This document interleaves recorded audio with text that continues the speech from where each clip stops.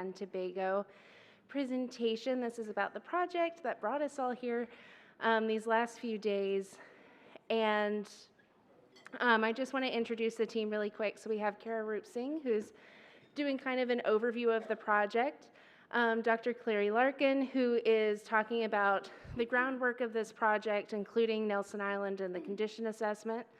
Dr. Sujin Kim, who's talking about the documentation, analysis, and findings of our research for all of the project sites, and then myself, Kimberly Rose, and I'll be talking about our community engagement and outreach methods.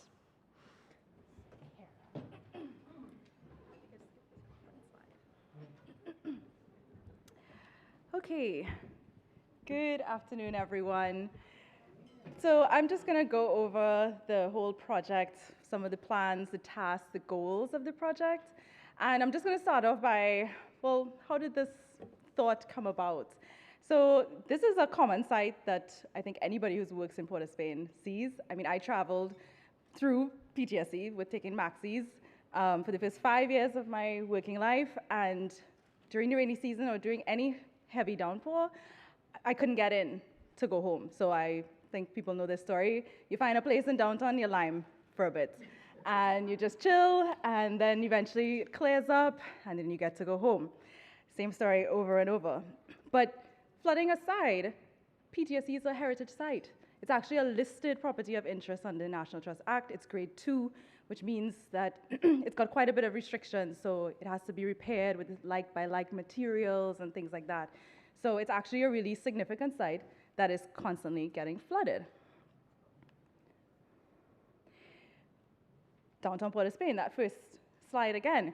And then we have Nelson Island, which is a site that the National Trust manages, which I hope everyone has gotten to visit it, but it encapsulates like almost every era of Trinidad on that island. That island has been touched. I think one of my coworkers said once to me, Nelson Island has more in common with Trinidad than Tobago does. That's how much of the history of Trinidad has passed through this tiny island. And Nelson Island floods. But what's going to happen to it? It's a tiny island out in the Gulf of Paria. It's a few hectares wide. And we have all these historic resources on it. We've got, you know, the jail cells from the 1970 Black Power movement. We have Butler's Cottage from when Tubal Uriah Buzz Butler was incarcerated there. We've still got remnants from the 1802 building that was built by the King's Negroes or the King's slaves. We still have, we still have the indentured story on Nelson Island, because we know that was a quarantine island for when the East Indians passed through. So I was like, well, what's going to happen to Nelson Island out there? Because I know from the custodians out there, when a small storm happens, it's extremely scary. The winds are high, it's vulnerable out at sea. So just questions to ask, what is going to happen in the wake of climate change? And then downtown Port of Spain again, and some of you all would have seen this on the walking tour, that is the Cathedral of the Immaculate Conception. And it looks lovely now because it's freshly restored, but this is what it used to look like in the past. And if you can see the bottom of the image, that's a boat, and that's the ocean. That is where the ocean was. And right now, what that cathedral is experiencing, or at least during the restoration, the crypt that is underground, they found it was flooding, and they pumped out the water, and they were like, wait a minute. It's 2 centimeters, thank you very much. 2 centimeters, and they pumped out the water and the water would come back. And then they realized the water was rising and falling with every day. So the tide, it was actually rising and falling with the tide. And that is what's happening downtown Port of Spain right there. And then if you just look back in history, the ocean was right there. So it's still encroaching and coming into the crypt. So they had to move, re-into the archbishops and all of that. And they've now sealed it off. And then on the right, we have our lovely St. Vincent Jetty Lighthouse. Everybody knows it's a Port of Spain lighthouse. And that also is another image of where the water reached before we had all these land reclamation projects. So you would have gotten to see in the walking tour, I think Joseph would have pointed out from Marine Square, which is now Independence Square, or Brian Lara Promenade, there would have been ocean. All of that would have been ocean. So a little bit about this project. Like I said, we just didn't know, and no matter how much data I collected from IMA and ODPM, and thank you to those agencies that have shared information with me, nothing spoke specifically to heritage sites or how we could assess them, even if you have, projected levels of water, like what was really going to happen. So the project is really the assessment and planning phase. We kind of call it the phase one. This is where we get to digitally document the project sites, model, the threats. Our goal is to, of course, engage wide stakeholders. You'll hear people talking about values-based approach with this project. And then, of course, conservation and adaptation management plans and plans for enhancing resilience you will come out of it. So our project goals would be to have a model framework for conserving and adapting heritage sites in Trinidad and Tobago, to be more resilient to climate change, our public and stakeholder engagement strategy, of course, the digital documentation, which is a big part of it, which includes the terrestrial laser scanning, like you saw with some of the previous presenters. Coastal hazard risk assessment, so understanding what's the risks and what are the vulnerabilities.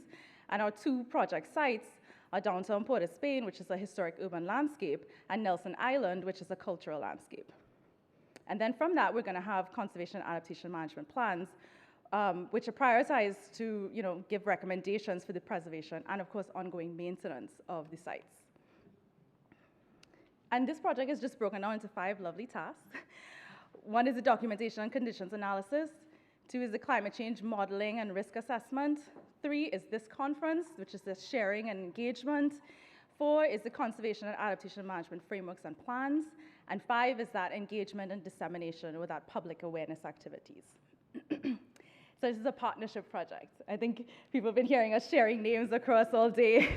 But so the National Trust applied for the funding from the U.S. Ambassador's Fund for Cultural Preservation, and that's how this grant was even possible, or this conference was possible. And that's administered through the United States Embassy in Port of Spain.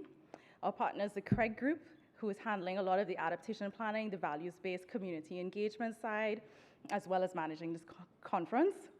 And the University of Florida Historic Preservation Program, which is handling a lot of the digital documentation and the technical analysis, which you'll hear about later. Well, I think Martin did a good job talking about the fund, but yes, it's funded by the U.S. Ambassador's Fund for Cultural Preservation, and we were lucky to get it on their 20th anniversary of their program. It's a 2-year project. It ends in December this year, but like I said, this was phase 1, so we're hoping to go for phase 2. The pilot sites, Nelson Island, downtown Port of Spain, St. Vincent Jetty Lighthouse, Fort St. Andrews, and the old railway station. We had to choose pilot sites. I wish we could do them all, but we had to select some to start and test this methodology and see what the outcome would be. Just to give you some context, that's the Fort St. Andrews, that's PTSD building, what we walked to yesterday. And that's the lighthouse, and that's where the ocean is on both sides. So you can see, even with the land reclamation, how close the ocean is to all of the sites. Just to quickly go over the public awareness plan, we have a media plan, video documentation, social media, youth engagement, etc. I'll just kind of briefly go through them. So of course, the media plan, we've been on TV already. I've been trying to schedule radio and all of these things. But also, the National Trust has thousands of members out there, National Trust of Trinidad and Tobago, and of course, other national trusts have lots of members as well. And we want to really share this idea of using this 3D technology for local environmental risk assessment application, that scientific knowledge transfer and the opportunities for tertiary education institutions. We made sure students were involved and attended this conference. Exposing students how STEM-based education integrated with cultural preservation and heritage preservation. And of course, the Keeping History Above Water conference is another way of sharing, because this is going to be recorded and posted onto our YouTube channel. We have a video documentation in the project, so we are documenting all aspects of it, from the laser scanning, and we're going to share that information through a targeted video. We have social media, and we have a podcast, which is through Doug Parsons' America Adapts. I'm sure he's approached lots of people here today already to get little sound bites for the podcast. And like I said, the Trust is thousands of members on our Facebook, Instagram, Twitter, and we're just trying to get this message out there. Our youth engagement is a big part of what the National Trust does. The Heritage Keepers program is one of our proudest programs, in fact, Into. Gave us an award for it, so thanks to you and Alex. And that's run by Joseph Bertram, one of our outreach and education officers. And the idea here is to have some of the top students, participate in some of the digital imaging or learn about the process. We're going to engage the heritage clubs, challenge them on how they want to talk about the issues of climate change. So kind of focusing on more of that peer-to-peer learning, let them share in their own voice to their colleagues what is going on, what have they learned, that kind of thing. And then, of course, create a long-term integration plan for putting in these climate change issues into the Heritage Keepers program. And just quickly, the Heritage Keepers program engages youth across Trinidad and Tobago to focus on their local heritage. So we would go into like a community of Arima and say, let's focus on your heritage in Arima. What do you guys see in your community? What do you know around you? What do you want to do? And sometimes they do cleanups, they've painted old railway stations and all sorts of different things. So it's a very localized program. Yesterday, you all got to experience the walking tour, which is part of our trust programming, but we plan to put up interpretive signage to enhance some of these tours that we already have.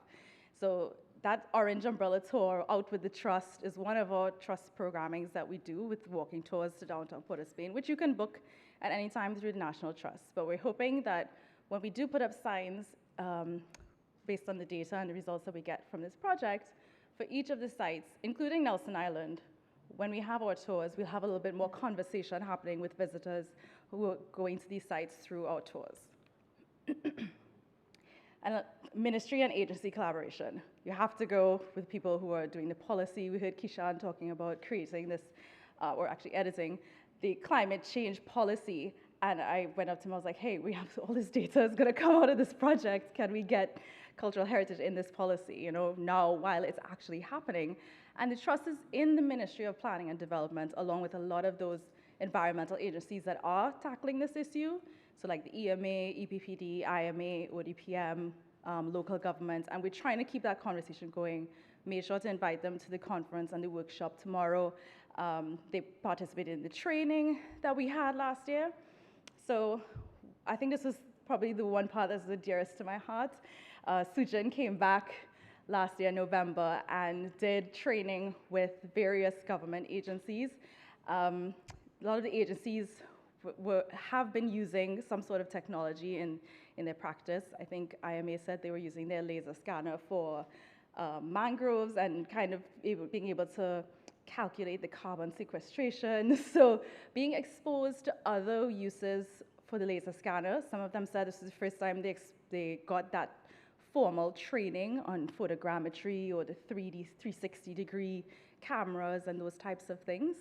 So the feedback was enormous, and this just adds to the value that this grant has been bringing to Trinidad in terms of building capacity.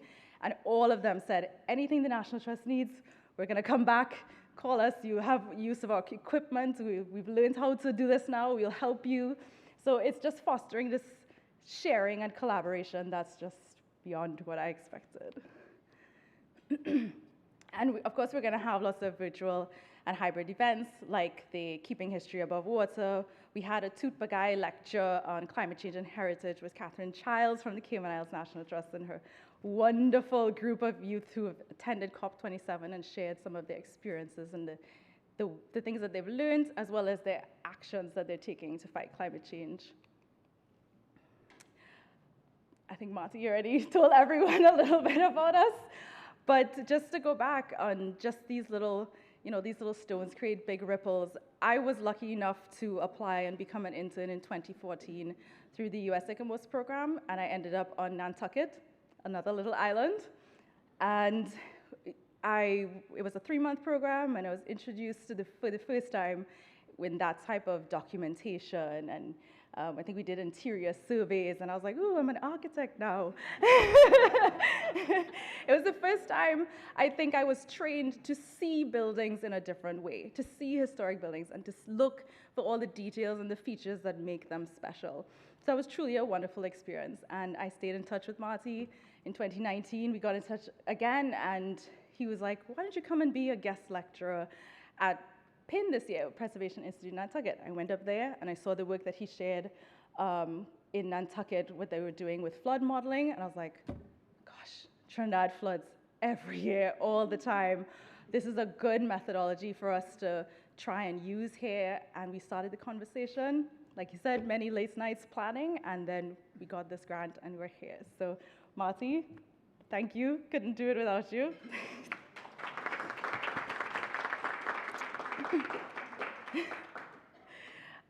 Just a quick note to my wonderful team. Yes, I think, I don't want to go on too long, but I think the stars aligned with this team, really and truly, because I won't even go into how I met all of them, but somehow or the other, Nantucket, I met all of them before this grant even happened. And I've interacted with all of them on some level, including Lisa, who didn't make it for this trip, but you're here now. And then we ended up working together this grant, and it's been seamless and it's been smooth. And I think the results that you see here today is just a result of that as well. Just a wonderful working partnership. Right. I'm just leaving you with Blackie. He's the dog on Nelson Island, and this is last year when we were on Nelson Island, there was this huge storm rolling in. I was like, yes, they get to see our rain, and they get to see our flooding and what's happening. And she's kind of looking back like, okay, what are you guys going to do about this situation that's coming? So I'm just going to leave you guys with that question as you go through the presentations. Thank you. Yeah, leave her up.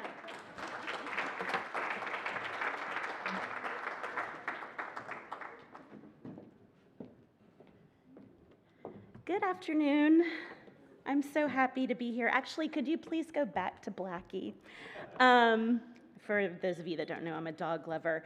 I have this photo as my Facebook cover page, but the photo that I have, so look me up on Facebook, Clary Larkin, is Blackie looking out at the ocean and watching it rain. And I'm getting chills talking about it because it was a very emotional moment, I think, for me to understand how animals really recognize what's going on, right? And they're not oblivious like many humans are. and this dog was just content. This was her home. She knew it. It was gonna rain, it was gonna storm, it was gonna flood. She was gonna sit there and appreciate it and then live her life in it, And it was just a real reminder to me of the importance of place and home. And we do a lot of work in a lot of communities that are at risk and vulnerable. It's hard for people to imagine giving up their home. The idea of retreat is saddening and terrifying. So I think about Blackie quite a bit, actually, because we're here to work with communities to save and protect and steward your homes for now and for the future generations. Okay, now I can go on to the next Blackie. I had to bring my laptop because over the past day and a half, I have been inundated with creativity, with amazing action, with ideas from all of you. You've all contributed something amazing. I've been taking notes nonstop. I can't stop my brain from thinking about all the potential that you have all offered today. So I had to write down some notes just to make sure that I don't get lost in, oh, we could do this, we could do this. I really want this to be more discussion about what we can do here. So I'm going to actually, so these are the project tasks. I just want to say I love that Marty and Kara put phase 1, assessment and planning, on this, because we hope that this project does not end in December when this grant is over and when we submit this resilience and adaptation strategy. So Martin, I'm looking at you here. There's just so much to be done.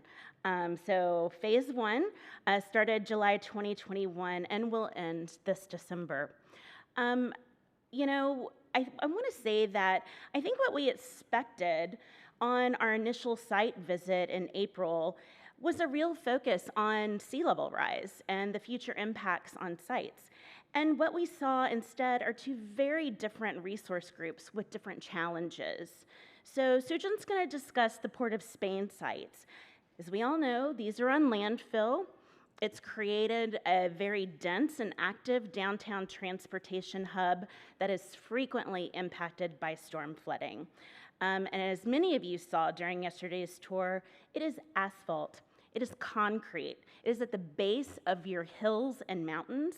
It has minimal stormwater drainage capacity to begin with, because that's just how infrastructure was designed and installed when it was designed and installed before this nuisance of more storms, more flooding.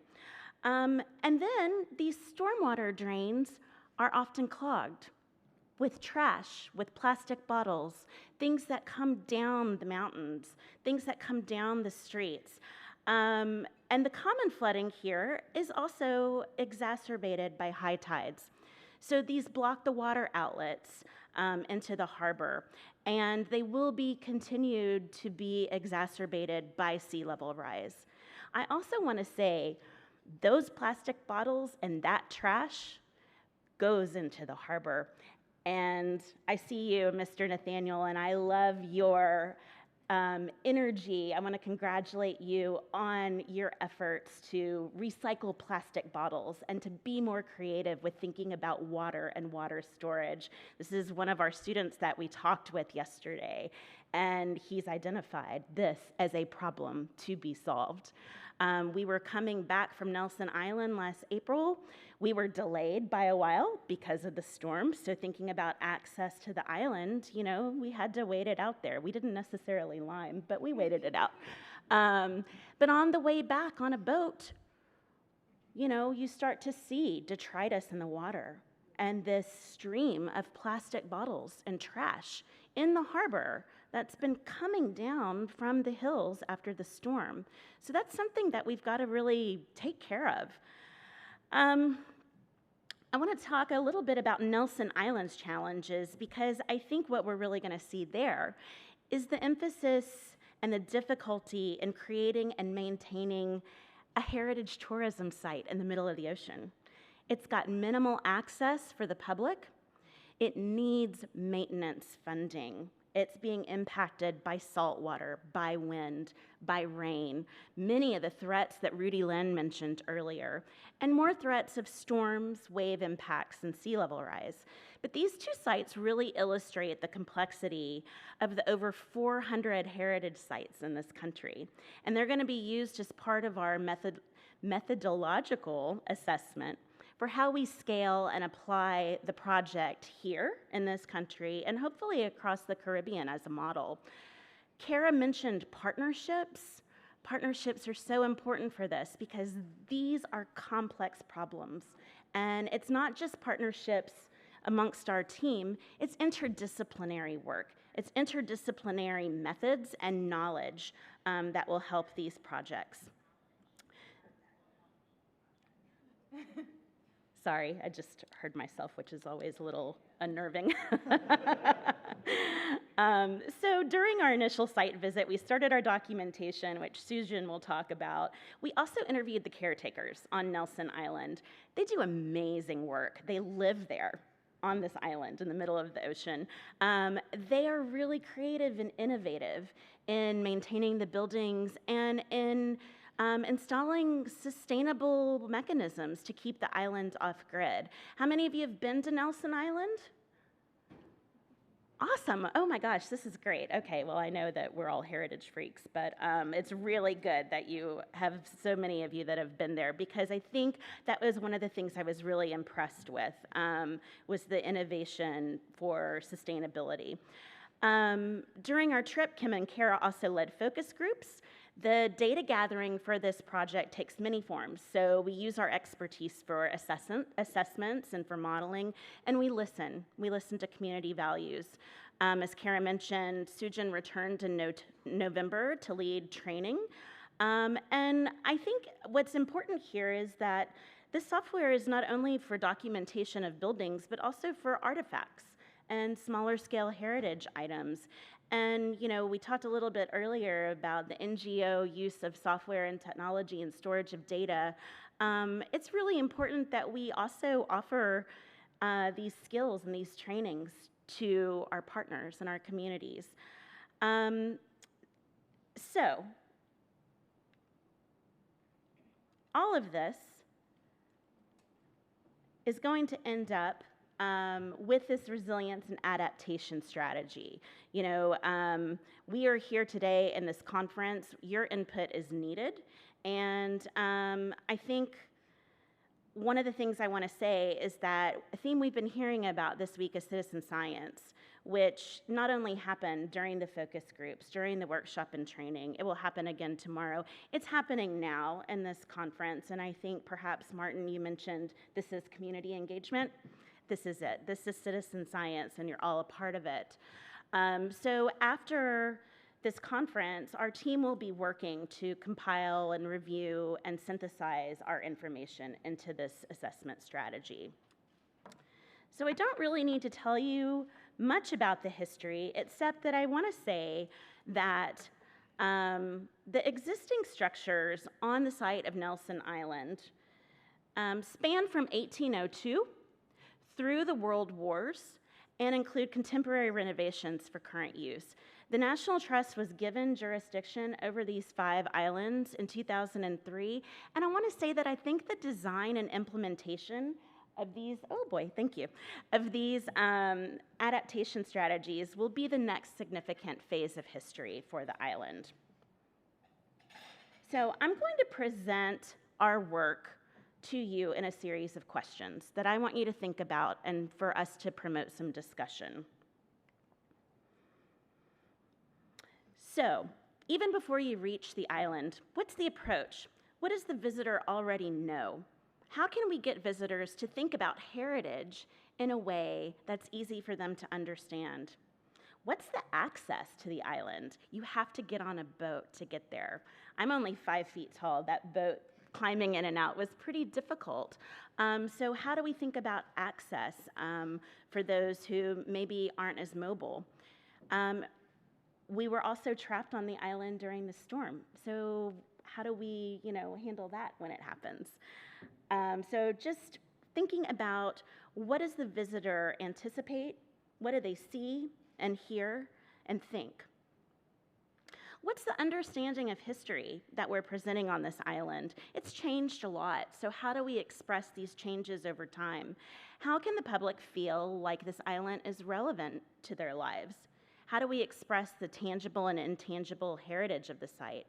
So garnering the public interest is really important in maintaining political support and funding for this site. These are some drone photos that we took. This is a pretty good overview of the island. On the right are the 3 existing main historic buildings.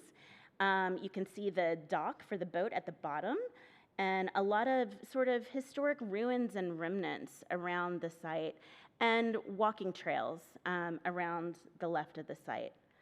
I'm going to zoom in on the buildings a little bit. You can see there's an outlook in front of the buildings, and you can see to the right, this is really the area where the caretakers store their equipment. They've installed solar panels on the roof, but also notice the edge condition here. It's very hilly and dirt and rocks and trees, and it's eroding. Here's the other view.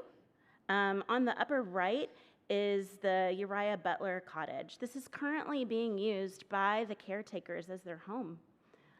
So, there's no real way to experience the interior of this historic building where this labor leader was held in captivity in the 1930s. Also on the bottom left, this is maintenance and storage for the caretakers in this other historic building. So some questions. Let's kind of talk about the site itself, the landscape, and the buildings. And these are the things that we need to address in our recommendations for Nelson Island. So edge conditions. There are many different edge conditions at the island. There's the pier and the dock when you come up. There's ballast and rocks. There's the retaining walls and historic ruins that are all accessible by foot and by trails. As you see on the left, some places the island is very natural and just, is open to the sea. On the right is the retaining wall that I just mentioned. It's got a big crack down the middle of it, so that tells us that, the soil is shifting. And this is a pretty important lookout for visitors as well. A consideration, appropriate materials and site drainage. This is a really big consideration for this island. Preservationists use the word appropriate an awful lot, meaning aesthetics or how does it fit with historic materials. I'm using this word here for site drainage because this island has water issues. This is a terrazzo paver patio. You can see it retains water. It is slick. It's a hazard. And much like the Port of Spain, let's think more about our permeability and our designs for gardens and landscape. What's significant on the island? How will the story be told? How do you illustrate multiple periods of significance? This is a cultural landscape, which means that man and culture intersect with nature. So what's the signage? What's the interpretation? Arts and educational activities. This could be a really great integration of climate and heritage, a demonstration project for the National Trust to show what can be done to illustrate the impacts of climate on heritage. What uses are appropriate? These buildings are used for many things. A museum exhibit in the upper level, a meeting room, and modern kitchen with modern materials on the ground level. There are intact prison cells that are used for exhibits. So really thinking about the best use for the resources.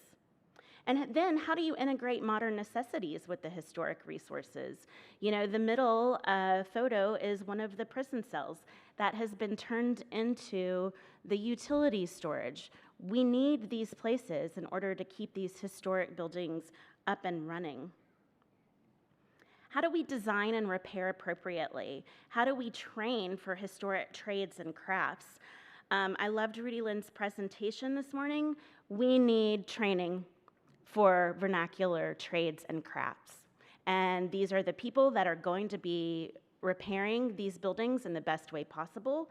And it's jobs, it's workforce training and education. This is a problem across the world. Our crafts and trades are being lost. And the installation of sustainability is amazing. Is there a deliberate master plan, a design that we can really think about holistically and use that to get funding for these installations? How do we manage water on an island in the middle of the ocean? It's a big, daunting question. How will sea level rise and storm surge affect our resources? This is an etching from 1939.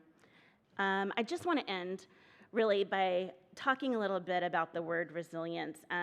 Angela Shadell, our lovely engineer, always shows this engineering model about resilience, and it's bouncing back, it's building back better. I really love the fact that resilience as a topic began as a psychology model for mental health. So in working with heritage communities as yours, I tend to think a lot not only about physical resilience and adaptability of built resources, but of the community resilience, the social and economic health of a place, the environmental health of a place. And I want to say that I strongly believe that heritage, whether it's intangible or tangible, is a mechanism for building community resilience. And I want to acknowledge that you're really lucky to have a leader in the National Trust here that recognizes the importance of your history and works tirelessly to promote and steward that for the next generations. Thank you.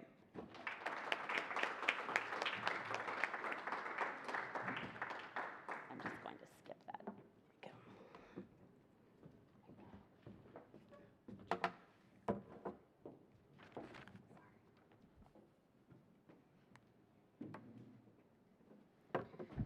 Hello, good afternoon. I'm Sujin Kim.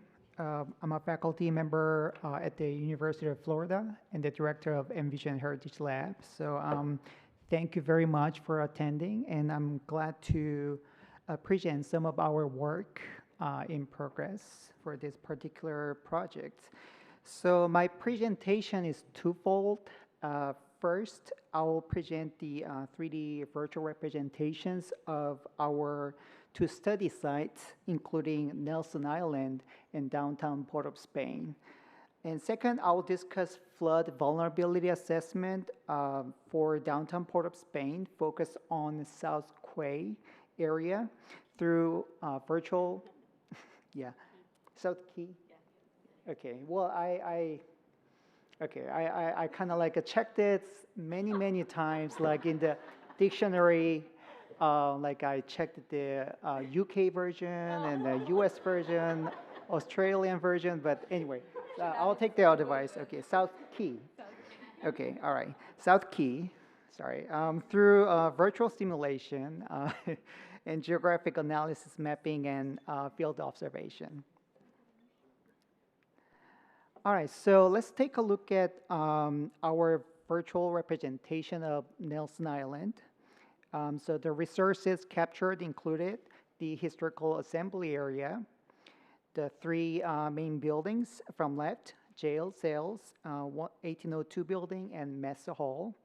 So this is not just merely a visualization, but it's a repository of measurement of the built environment.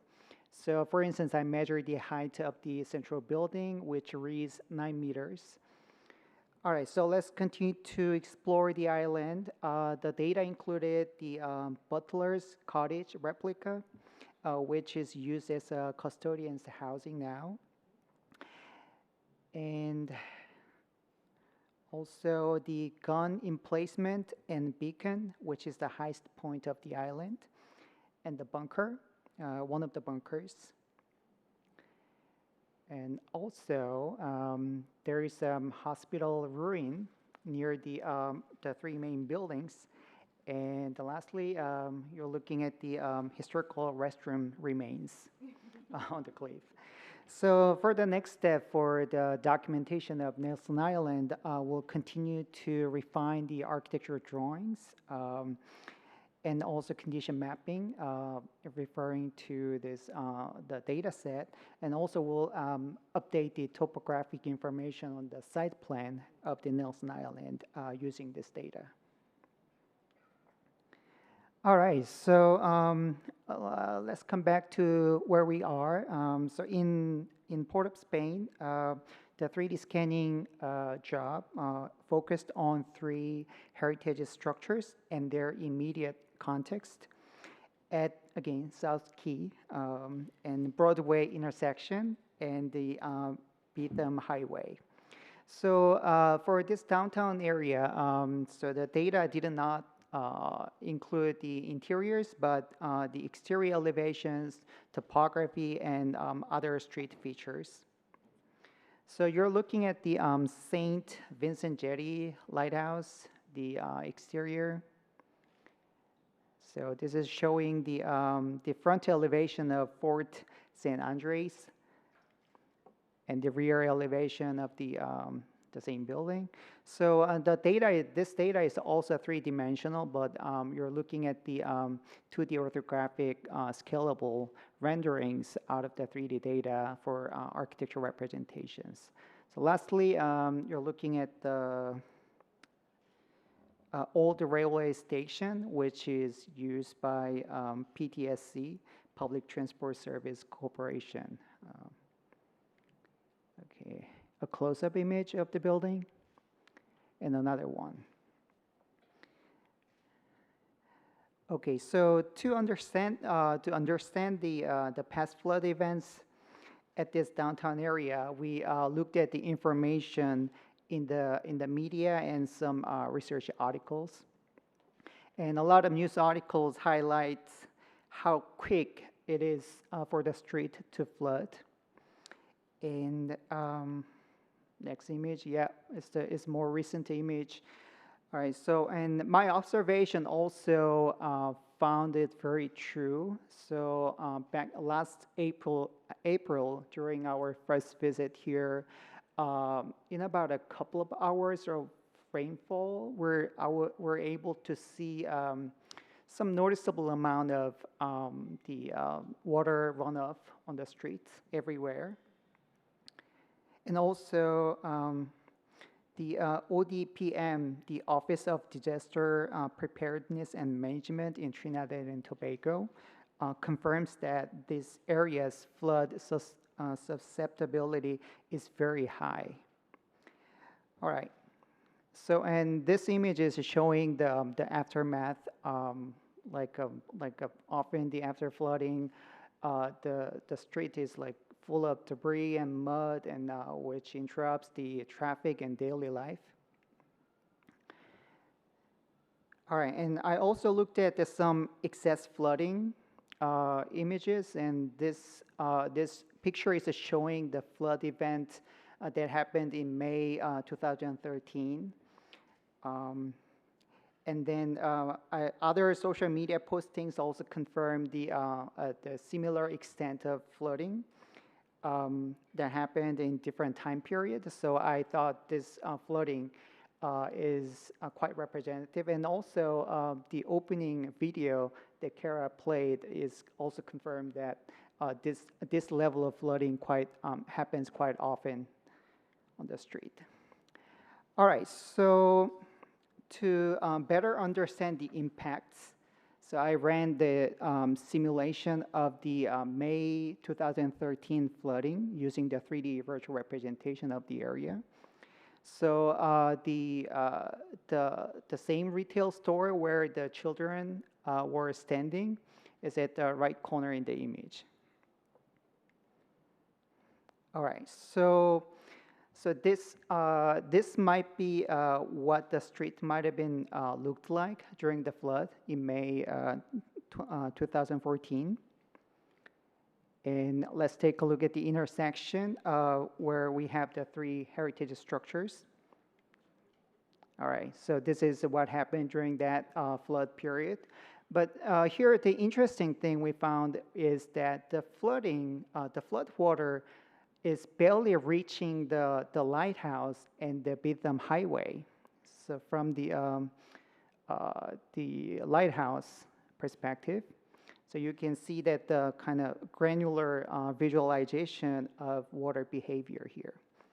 So this microscale analysis really called for the understanding of the extended area and flood impacts through geographic information system mapping for topographic analysis. So first I got the data, the raw elevation data resource, which was the digital elevation model generated from the LiDAR ground point data dated back to 2014. And it was provided by the IMA, the Institute of Marine Affairs in Trinidad and Tobago. And using that data, we created a mapping here. So you can see that here the black polygons represent the cluster of three heritage structures here. And then on the very left-hand side, you can see the Hyatt Hotel where we are so that you can orient yourselves. Okay. So the kind of thick red dashed lines represent the historical coastline and historical rivers. So you can see that the South Quay and the three heritage buildings are sitting on the reclaimed land, obviously. And you can also read the obvious topographic condition here. So northeastern portion is much higher than the southern, the urban core here. All right, so this is an overlay of the historical map we found.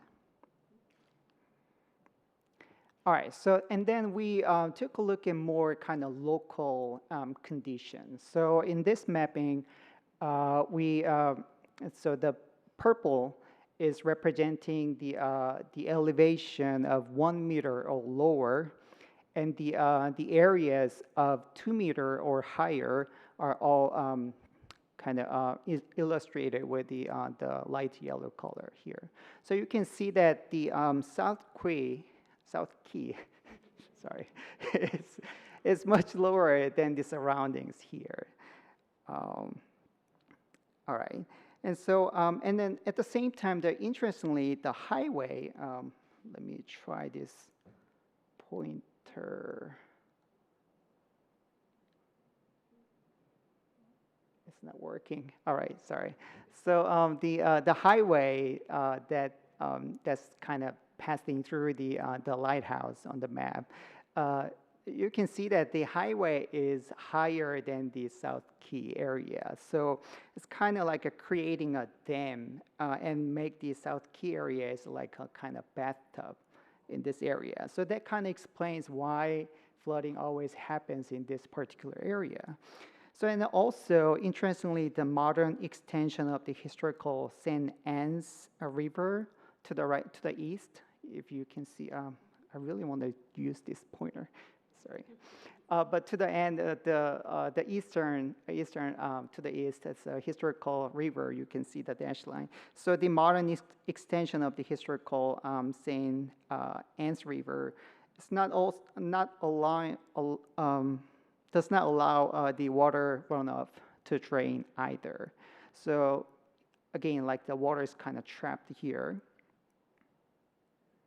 And also in this map, you can also see that the blue represents the kind of like a sea level rise inundation. And under the scenario RCP 8.5, sorry, the RCP 80 is a typo. I meant RCP 8.5. So RCP stands for Representative Concentration Pathway. So it provides a series of projections based on how the concentration of greenhouse gases in the atmosphere will change in the future as a result of human activities. So RCP 8.5 represent a very high concentration of greenhouse gases by 2100. So in other words, we're looking at the worst case scenario among the data set we have. So, but the mapping shows some optimistic kind of future. In other words, it seems like there might be no like a direct inundation by the rising high tide, although the projections is being always updated. So, but we still expect the sea level rise should have some impact on the drainage systems, including the underground, the pipes. All right, another historical map overlay here. All right, so lastly, I want to talk briefly about our field observations. So when it rains, we saw the rainwater runoff collects here, and the drainage relies on the gray infrastructure, such as the storm drains you can see in the picture. We're right in front of the PTSC building. All right, so we got to see what happens during the rain. It was a normal rainy day. It was not a like storm, like hurricane or nothing. It was a very, yeah. It was even a dry season. Yeah, that's a good point. We're in April. So yeah. So and then we're able to see that again the like excess water runoff on the street, like the water is flowing toward the South Key, and also we could also see that the water was coming out of the storm drain, which implied some contamination of water, which was quite concerning. All right, so my last picture is showing that like you can see the lighthouse on the highway. So we assume that the water kind of collects here, like through the underground pipes, and so I believe that this area needs the development of green infrastructure to help reduce peak runoff rates downstream alongside the improvement and maintenance of the current drainage systems. And personally, I think that so our analysis kind of shows some like a relatively optimistic and straightforward pictures for the country. Sometimes after like assessment, we might not have a real solution, like a retreat is not really a solution that people want to hear about. So it seems like there is opportunities, and so it's important that everyone start dialogues and take actions. So with that, Kim Rose will talk about the community engagement.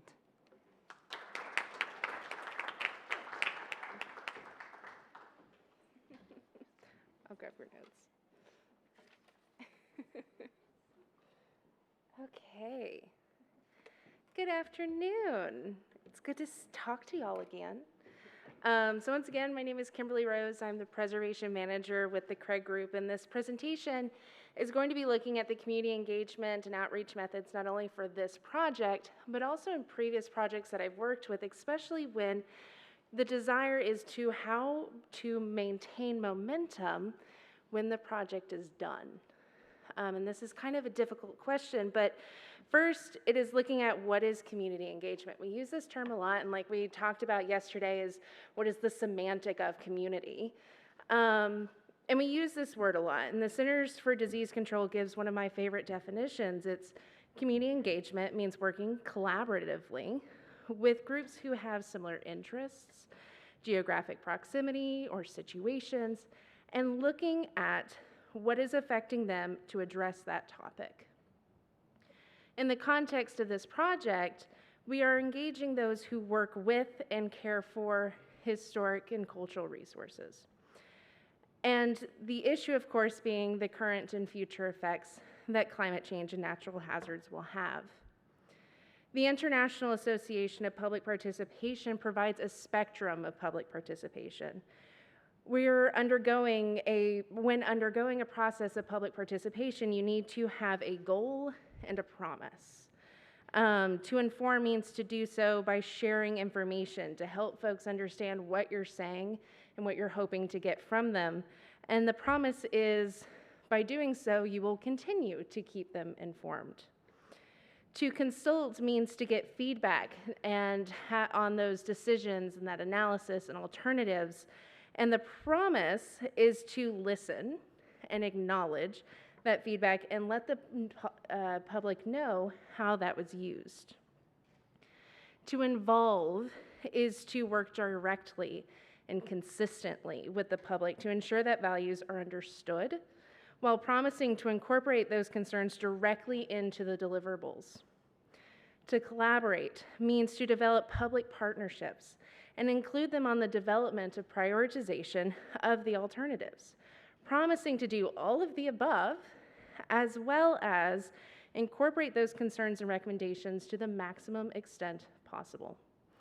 And then finally, to empower, placing that final decision into the hands of the public and say, you choose what we do. And that is usually done in what we see as a form of voting. So we have, for our project, a values-based approach.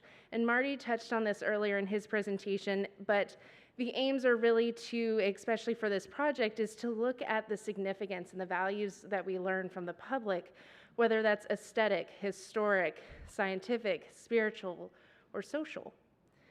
Is it the bar down the street that everybody loves to lime at? Is it the swimming hole that everybody loves to go and just chill at when the days are hot and humid? We're doing so by a number of opportunities, including focus groups and community values survey, as well as this conference and tomorrow's workshop and ongoing public participation throughout the entire project. And we'll talk shortly more about the focus groups, but we hosted 5 of them over the course of 3 days in April of 2022. Each one covered a different topic, and we invited stakeholders, and they pre-selected themselves into each topic based on what they were interested in and also their schedules. We have already discussed the workshop for laser scanning, so in the interest of time, I won't go over that again. But the community values survey was just recently completed, and we'll walk through how that fulfills the consultation category of public participation. And then finally, what we're all here at right now is the Keeping History Above Water conference, which is meant to be informational. But the project team is still able to observe values based on what questions are asked, how they're asked, what the focus and emphasis is placed on. So we're still learning information. All of this, of course, will be reviewed in the workshop tomorrow. We are looking at findings of this project more in depth, talking about what we have heard from all of you and all of our wonderful and lovely speakers, but also looking at prioritization and what that would look like, and having to make, like Marty was talking about, those difficult decisions, because we can't save everything. And we have to make sure that values are aligned, but also, as we will learn, values can change. And so looking at those things and then also incorporating that process into another survey open to the public so that we can get as many people's input and information as we possibly can. And of course, that means to be on the lookout on the website, theresilientheritage.com, which I will always plug. But focus groups are discussions of attitudes, options, opinions, perceptions between a group and a researcher. I held 5 of these over 5 topics: heritage tourism, building adaptation, nature-based adaptation, land use policy, and adaptation for the future. And these discussions helped us begin to envision how to make the deliverables as relevant and obtainable as possible, because what is a plan if you can't do it? We learn about the needs, such as in the first quote, saying that planning is the first step to ensure protection for areas, but also recognizing that flood-prone communities need to be a part of decision-making processes, especially decisions on climate and resilience. We also get really great personal stories, and those really ground our research in hearing what people have experienced and seen and witnessed throughout their lives.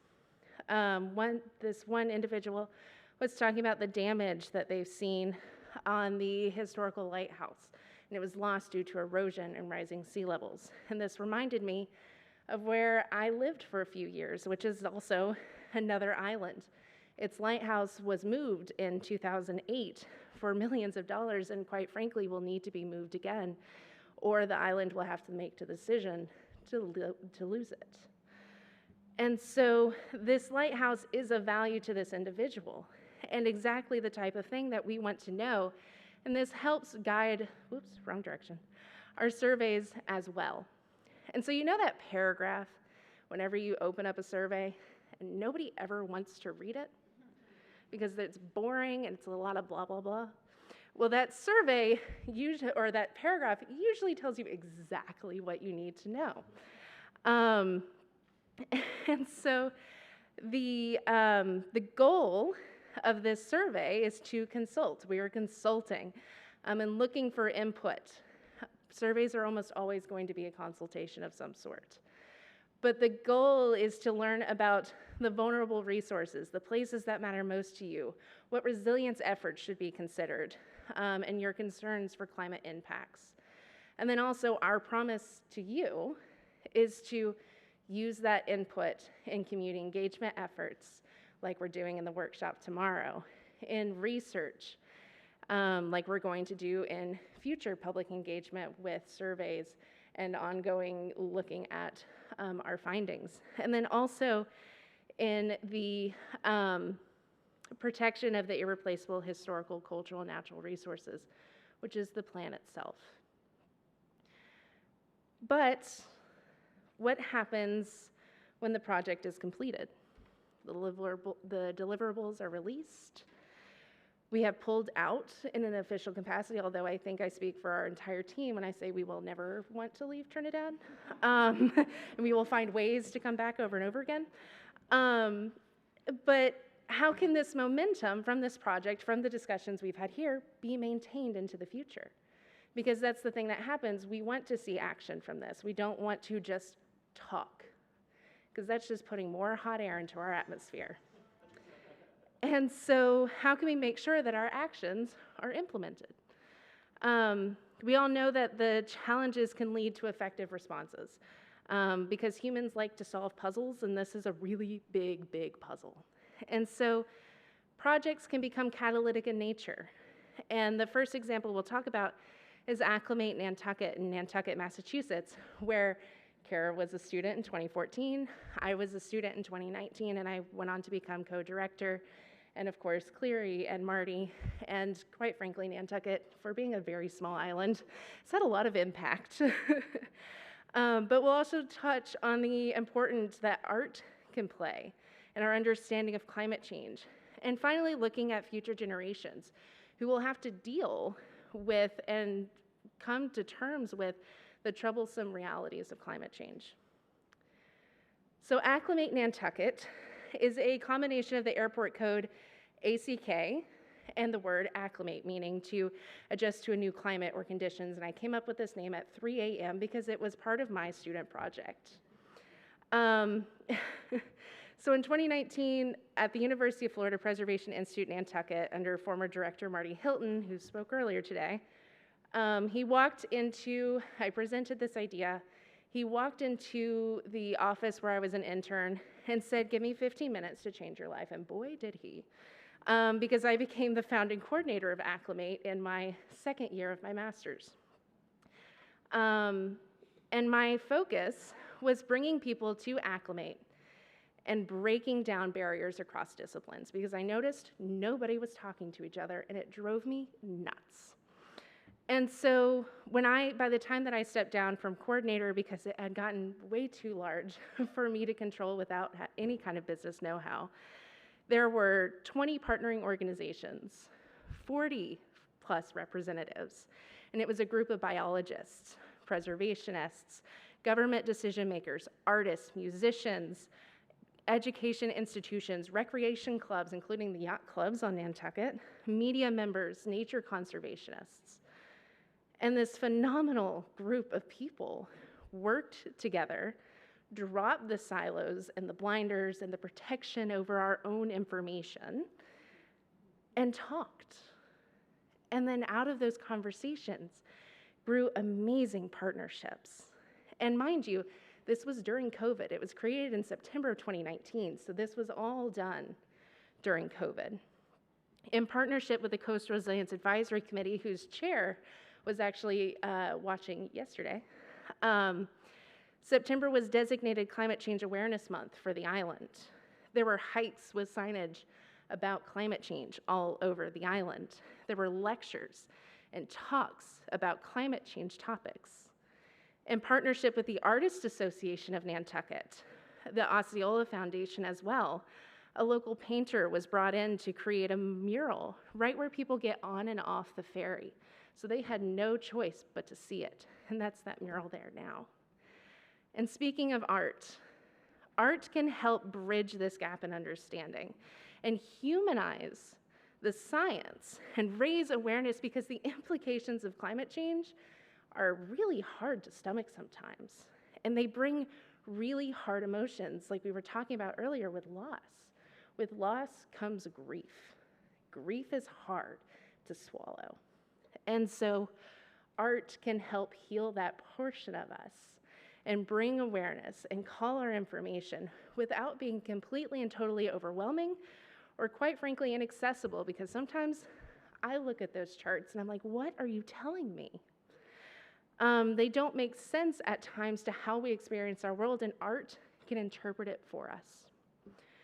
For instance, there's projection signage in the bottom left image. It is in Durham, New Hampshire, as part of the Seacoast Remembrance Project.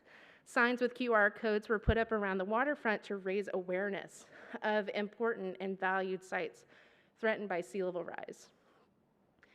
The middle image is a 2013 installation meant to highlight not only the urgency of climate change, but also the lack of inaction, or the inaction of politics and politicians. And those sculptures were placed in a moat in France. Finally, the top image called Lines is quite personally one of my favorites. It was installed in Lochmaddy, Scotland. The lights are triggered by a rise in tides, and the level that it's set at is a projection for sea level rise, but the site that it is on is a museum.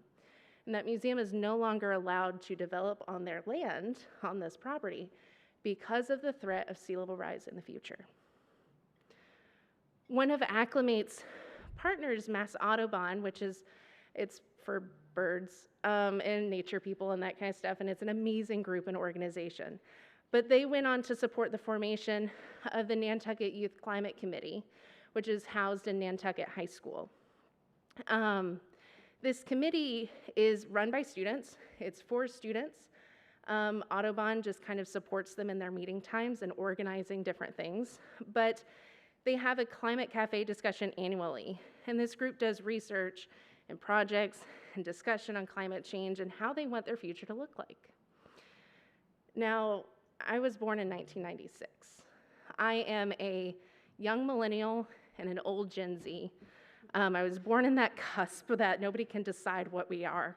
But what these kids are asking for is what I asked for, which was for the adults in the room to listen. That's all I wanted, was to be heard. And here I am talking now. But they want their voices to be taken into consideration when voting because it's not going to affect you. It's going to affect them. Sorry. So the Youth Climate Report is a multilinear interactive database documentary film project for the United Nations Framework Convention on Climate Change.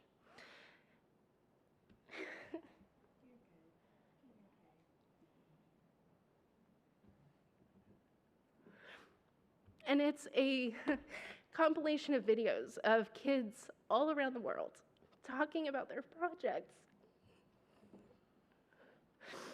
and being heard. And that's so important. And as a 27-year-old, I'm sitting here crying and I feel very silly, so I'm sorry. But it's so important because I will see, and I have already seen the effects of climate change. My family, where I grew up, was hit by floods, it's been hit by tornadoes, and it still comes back. And that's something that's really important, is the resilience of people. But it's also the resilience of the future and what our actions are going to do and have an impact on. And so our takeaways for this project is once again circling back around to Blackie on Nelson Island, watching that storm come in, although I chose this photo because it looks like they're looking at our takeaways, is that forming partnerships can grant access to resources, whether that is physical technology, knowledge, or just hands on deck. That's important. Condition assessments are necessary to understand how to protect resources. I always say, I always tell people, if you don't know what you have or what conditions it's in, you can't accurately plan for it. You can't accurately protect it. And so you have to document, you have to know, you have to do the research and put that work in. And finally, you're not alone. It's all of us as a global community, as a country, as a neighborhood, as a neighbor that has to make the decision to do the action, that has to make the changes we can, advocate for what we cannot change, and make a resilient future. So, thank you.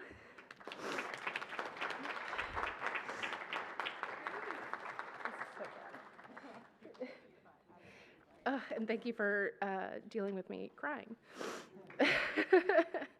But with that, we would love to take questions. We appreciate your time, and we are happy to welcome anything that you may have. We have like 20 minutes. The Zoom people? Okay. Do we have any questions for Zoom first? I know they haven't been able to get anything in for a couple of sessions. Thank you. Thank you. Okay, so there's a question about, is there a difference between popular participation and public participation? I think Lisa wants to answer this one. She was the first one I heard of the project team. Get on up here. Yeah. Oh yeah, she could. She should just sit at the table. Yes, actually. Do you want to sit at the table? You could sit, Lisa. Oh, you want to sit at the table? You want to join us? Love her. You know, I have to say, Angela and I were talking earlier about the fact that it does get very emotional sometimes, and you know, that is part of public awareness and education, is it's a motive. And if you're not reaching people, you're not doing it. You're not doing it the right way. That gets back to the public and popular.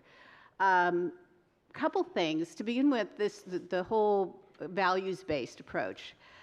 Believe it or not, the Federal Emergency Management Agency is where I first learned how to do values, because in Annapolis, when we developed our cultural resource hazard mitigation plan, the whole point about it was engage the public, and engage the public to find out not only what places they valued. You know, we preservationists think it's all about what's, you know, the oldest property or what's the most architecturally significant. And as I was talking to the mayor earlier, sometimes it's the experiences of place, right? It's really can be vernacular. It can not even be designated. We heard that earlier today. So the whole point in understanding community values is to speak with the community about the places that matter most to them. You know, I don't know if any of you are in planning and remember those visual preference surveys, things like that. We used to show these photographs and say, would you rather live here in this neighborhood or here in this neighborhood, right? I think we're now moving back to the vernacular. People want to live in hip places and, you know, interesting places with color, and nothing conforms to any building code and whatever. But the concept there is it's about that experience of place, that it's a motive. You know, you feel like there's energy, you feel like there's something going on.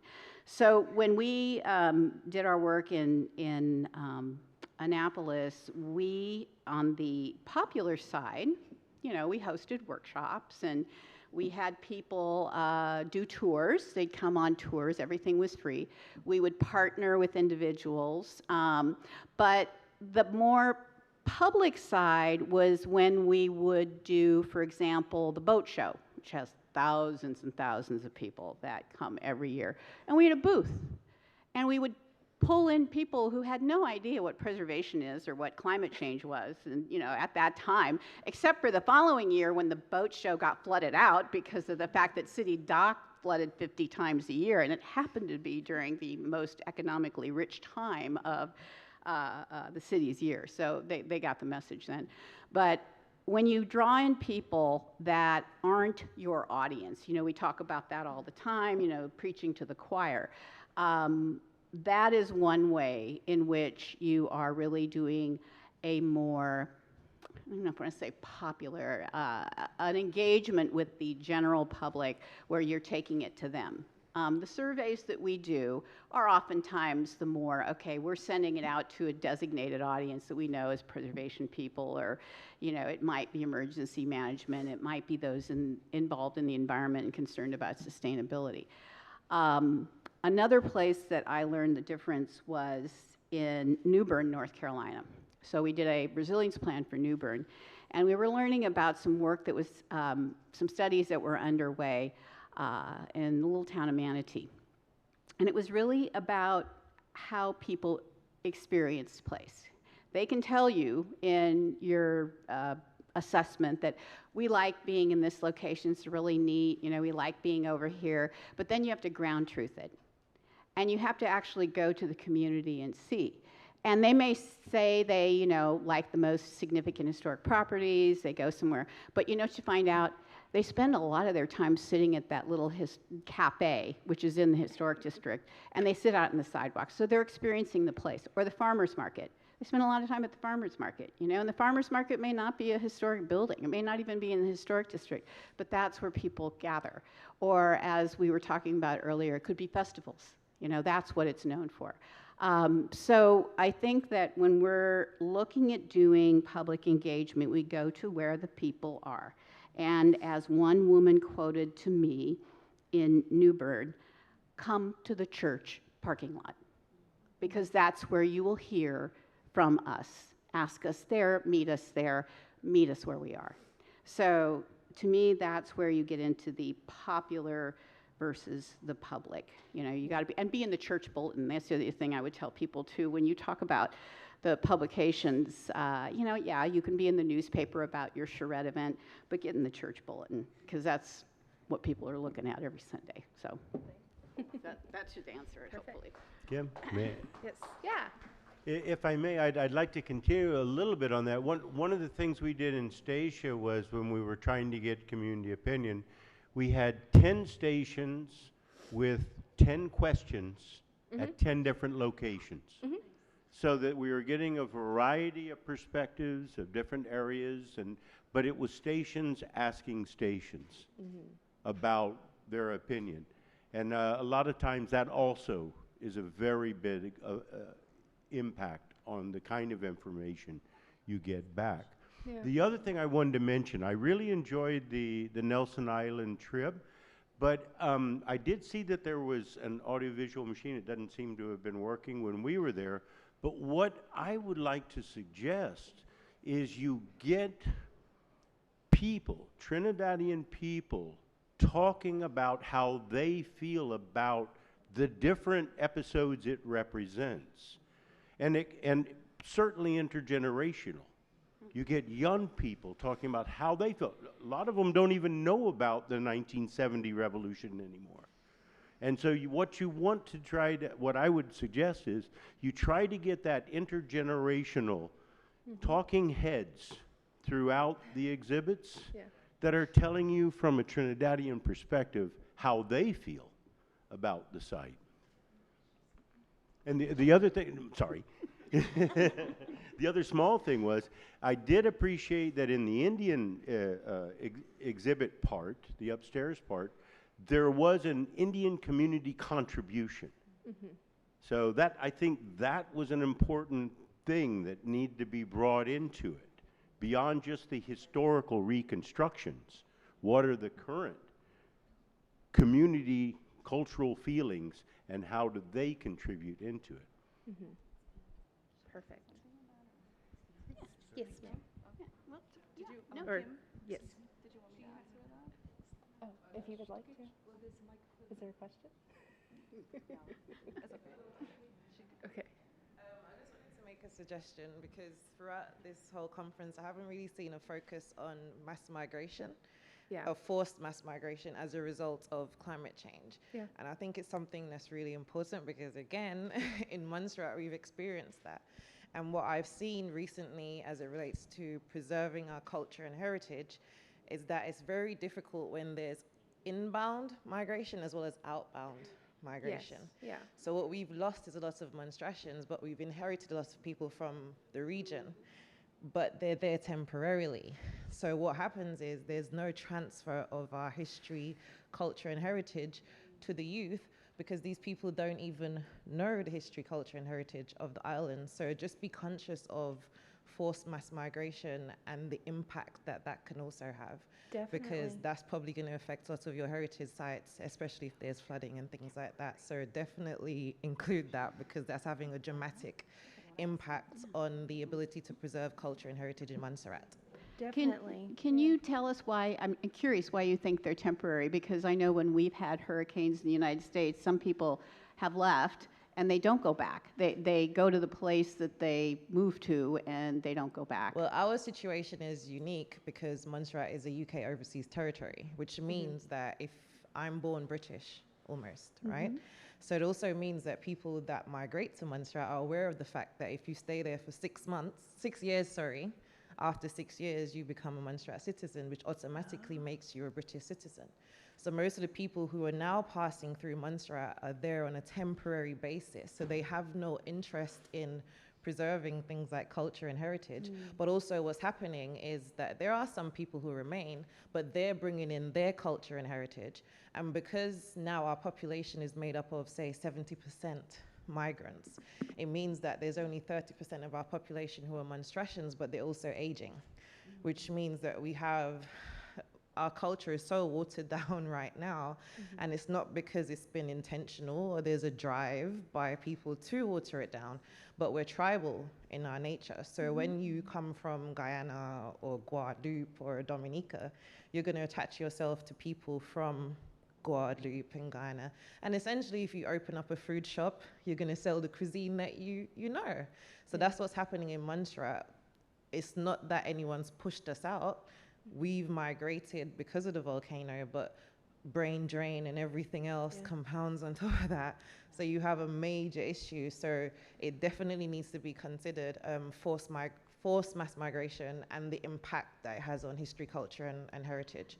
And that is definitely going to be an impact of climate change. It will be. And I think Cleary and I have had experience, or at least knowledge, of one of the tribes in Louisiana that was forced out of their island. It was sinking because of historic dredging around it, and they kept losing land and land and land. And it's the Biloxi Chitimacha Choctaw tribe. So they're now federally recognized tribe, but originally they weren't, so they couldn't get federal dollars. And so the state of Louisiana had to apply on their behalf in order to help the tribe move, hopefully as an entire entity. But because of the constraints on that funding, they could not keep the housing development from being bought by outside people that weren't involved in that tribe. And the same thing happened as well, I think, when Hurricane Katrina went through in New Orleans, is that you had the lower Ninth Ward that was greatly and heavily affected. It's where the levees broke and that kind of stuff. And people were forced out of their homes, of course, by natural disaster, and many couldn't afford to return home because it was too expensive to rebuild. And was it Brad Pitt? Oh, yeah, it was Yeah. Brad Pitt. Brad Pitt came in and built brand new green sustainable homes that had a 50% fail rate. And it was wealthy property owners. I want to say something to this, though, because it's not the first time this has come up. We cannot assume that this is top-down forced retreat, okay?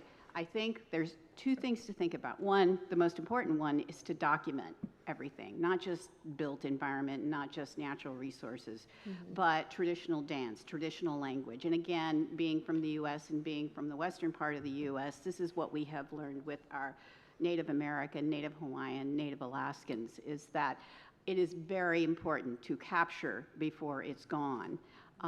Those traditions, practices are what characterizes that community, that ethnicity, that culture.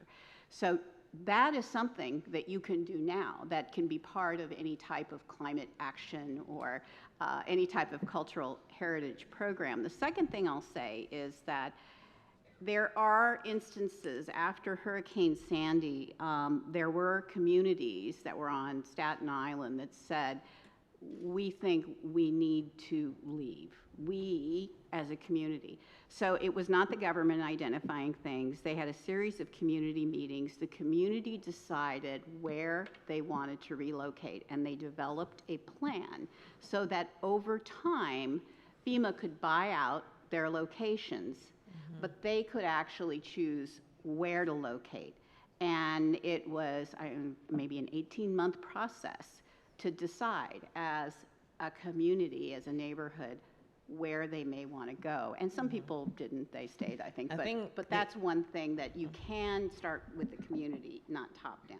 Absolutely. I think one of the issues that we face in Montserrat, being a UK overseas territory, is access to funding. So even the funding that you accessed for this conference, we probably wouldn't be able to access that because of our status.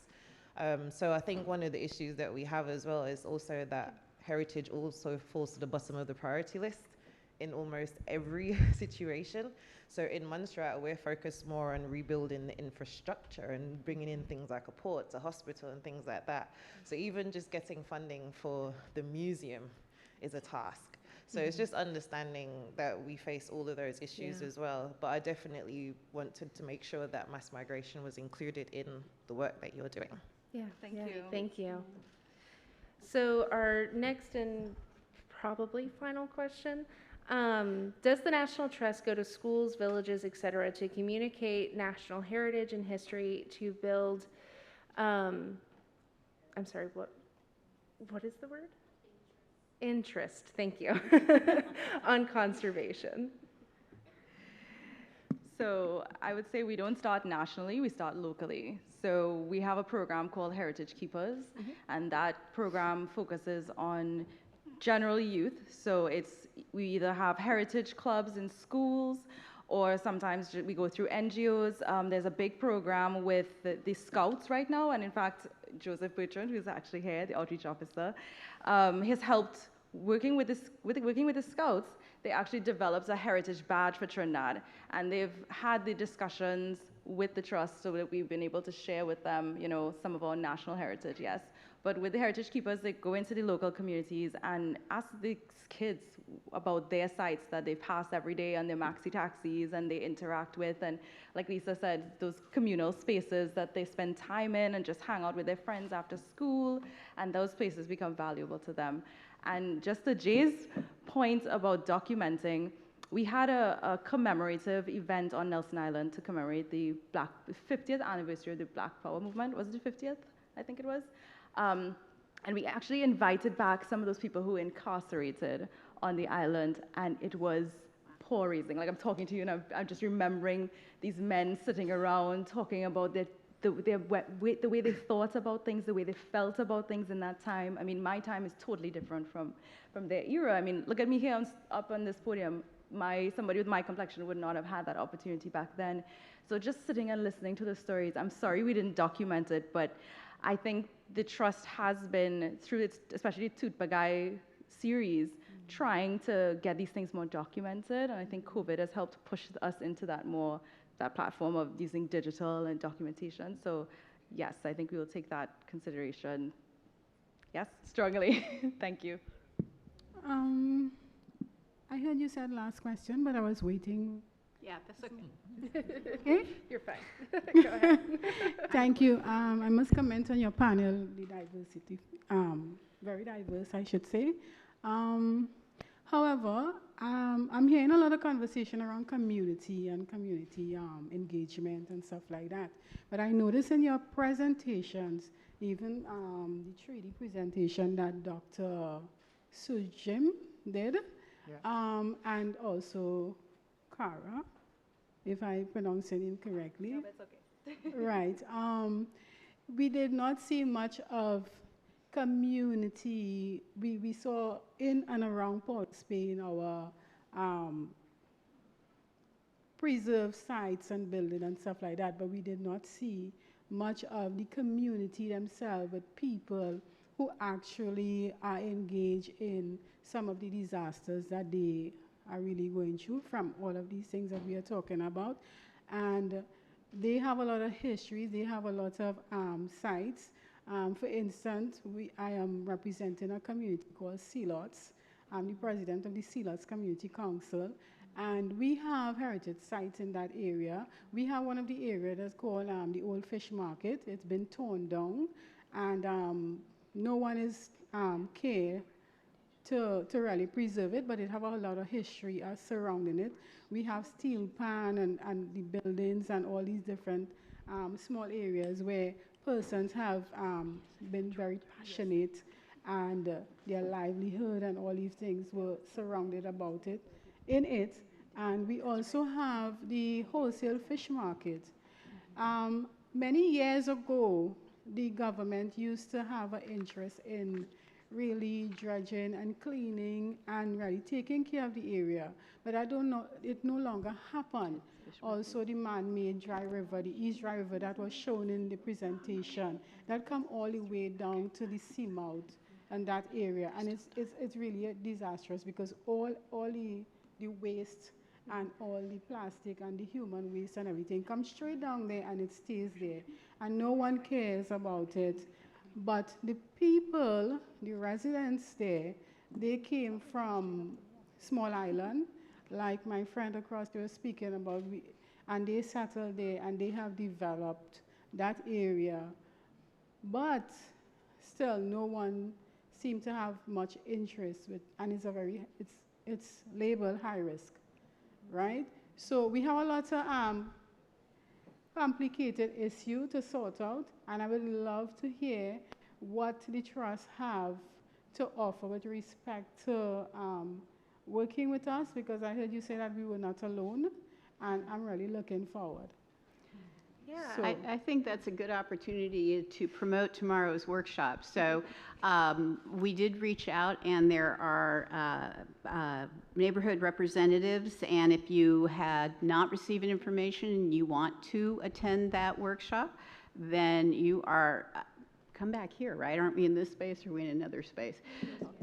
Yeah, and Carol will give you the information, but the other thing I would say is that when you do these types of reports, you have many action items moving forward. It took me 4.5 years to complete our plan in the city of Annapolis. And we met with 3,200 people, whether it was at a lecture, whether it was a tour, whether it was a survey, whether it was an interview. So the reality is this is the start of the process, and that we want to hear from individuals about exactly what you just talked about. What are your values? What are the places that really matter to you? And we'll use that from the workshop tomorrow, but it will also continue as part of a recommendation to move on and do additional work. But we usually identify models because it gives other communities the ability to see if we do this prototype, it could work somewhere else. So, you know, we usually start with things that are publicly owned or in the controls of the organizations, because they need to get those things moving quickly. And the CLOTs were at the focus groups as well that we first did when we initiated this project last year. And we had fantastic conversation and everything. And so I'm definitely, and the team is definitely aware, and we have documents and recordings from those from those focus groups that we review, I review, and Lisa reviews, and I'm sure Kara does as well, quite frequently, because it was such a wealth of information. And the CLOTs is definitely on our radar as a community in order to engage with and talk to and learn the values. And we also had individuals from the Fishers Association. Yeah. Fisheries, The yes. Caranage, all the communities that interact with any of this. Sorry. Yeah, we included Laventil community as well. I think it was the Yoruba Village group, the Saxel Laventil group, Caranage group, as well as the Fisher Folk Association, because all of the, even though Nelson Island is an island offshore, we know fishermen sometimes pull up and park their boats, so that gets a little refuge in a storm kind of situation. So there's a lot of community interaction with a lot of the different sites. Yeah. So, but I just wanted you to know you're not alone. Yeah. We see the we see the CLOTs and that kind of stuff, and the trades and everything. Yeah. And I really do appreciate you and your comment and your question. Yeah.